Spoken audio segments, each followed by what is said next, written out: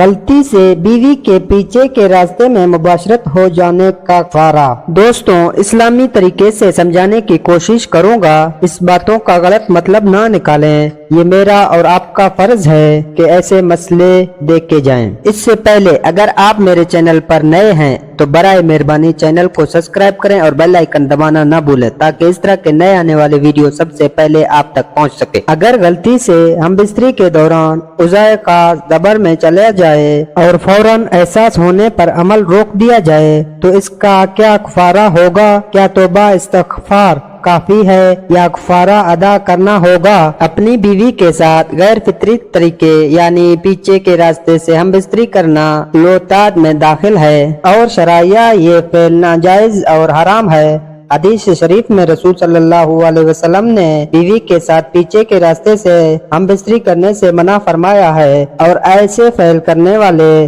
पर हदीस में लानत वारिद हुई है। अलबत्ता अगर किसी गलती से ये गुनाह सरजद हो जाए तो इस गुनाह से सच्चे दिल से तौबा करके आइंदा ऐसे ना करने का अज़म करे। अगर तौबा करेगा तो उम्मीद है कि अल्लाह ताला माफ फरमा देंगे। अल्लाह ताला से खूब गिड़गिड़ा के तौबा व इस्तिग़फ़ार ही इस बुरे अमल का तरक और कफारा है। दोस्तों, अगर वीडियो पसंद आए तो लाइक करें।